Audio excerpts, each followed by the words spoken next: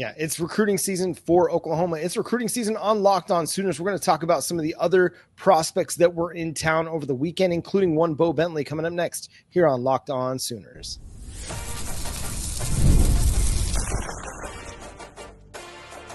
You are Locked On Sooners, your daily podcast on the Oklahoma Sooners. Part of the Locked On Podcast Network, your team every day.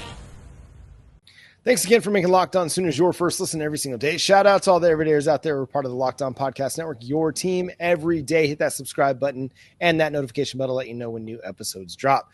Jay, it's a big recruiting weekend for the Oklahoma Sooners. Let's start here with Bowe Bentley. What's some of the buzz that you're kind of hearing out of that? It sounds like Oklahoma put their best foot forward. Yeah, it sounds like Oklahoma threw everything at the Bowe Bentley. Heck, I wouldn't be surprised if they just drove up a red Bentley up there on the field to get Bowe Bentley's attention. I don't know. But I do know this. They put their best foot forward. They had him in for the entire weekend.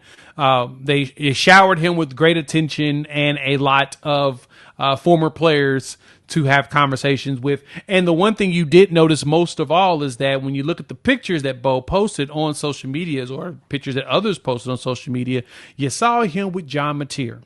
And I point that out as a critical component is because Bowe Bentley is basically a Mateer clone. Now, Mateer was not highly coveted or highly recruited as a player. I mean, his little acts, they weren't the greatest team, but Mateer showed that he's a gamer and he's out there to win. Bowe Bentley's similar, but Bowe is a monster right now at the high school level. I mean, he's accounting for thousands of yards and like 70-something touchdowns. The dude's ridiculous. Let's put it that way, John. So you saw them roll out the red carpet, and the goal is to bring him in, add him with a Jayden O'Neal, and be able to at least start to solidify yourself for the future. Yeah, it sounds like they've done it as well as they could do over the weekend in their pitch. Now, will that lead to a commitment? We'll see.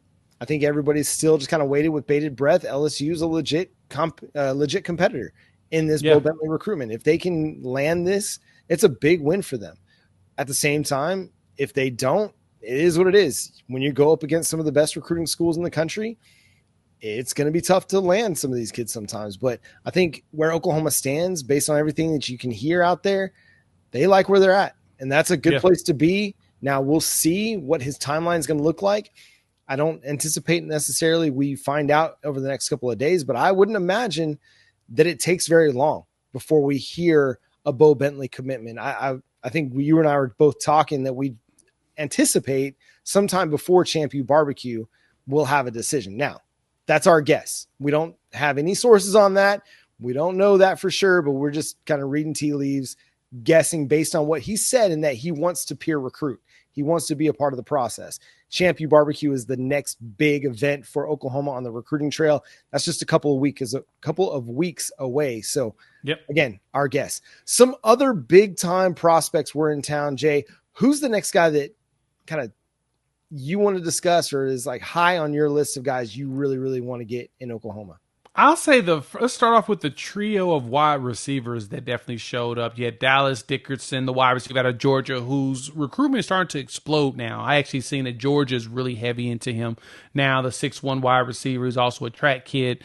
Definitely one that has intrigued me, but it sounds like Oklahoma has a good chance with him. Davian Groce, as well as Jayden Pettit, are two that also, when you add those three together, man, that could be a really good haul at the wide receiver room. And Pettit can potentially play tight end as well, but I think he'll end up being a wide receiver at 6'4", 200 pounds. You're probably going to have him similar to what you got like Ivan Carry-On. You're going to have him as just a giant wide receiver on the outside, terrifying the competition. But Groce is one that, out of Frisco, Texas, is the one that I am probably the most excited about. He's a top 80 player on all 4 recruiting sites at minimum, and he's considered a top 10 player in the state of Texas, which means something, John. That means that that's a big deal.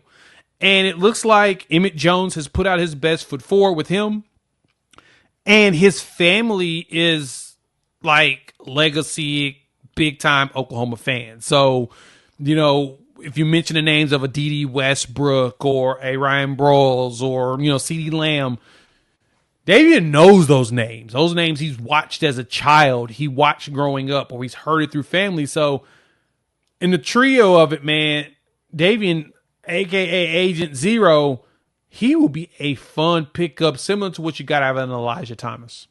He reminds me a lot of Elijah Thomas and a lot of CeeDee Lamb. And I think some of that comes from getting the opportunity to play some running back, taking some carries out of the backfield. He's a true athlete. He could probably start for a lot of college football teams as a running back. Or as a wide receiver. Like, if you look at the 136 FBS football teams, any one of them would love him either as a running back or a wide receiver. He's that talented because he's so good after the catch. He's so good in open space. He's the guy.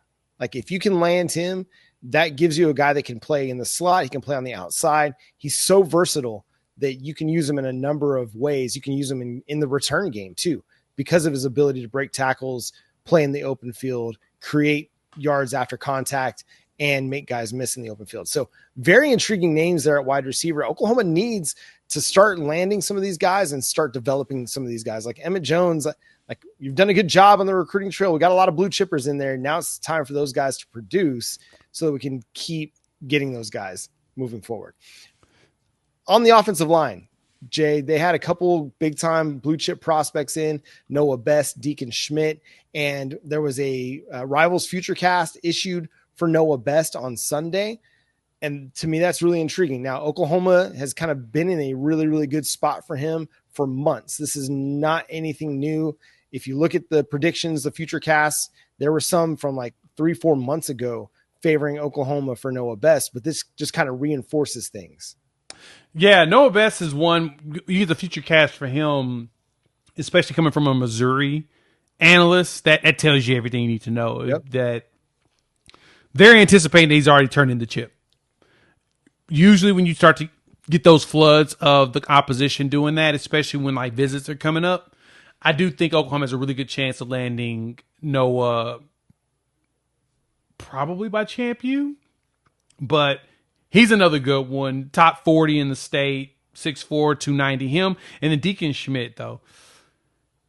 I mean, if you can pull another kid out of Colorado, you got Joshua Bates, who, you know, you thought you had a lot out of Bates, and unfortunately, long term, it didn't work out. Injuries, it just didn't get to the point where you were hoping for. But Schmidt, man, coming in at 6'5", 320 day one, and he's a thick kid, and he looks like he's got good mobility for that size.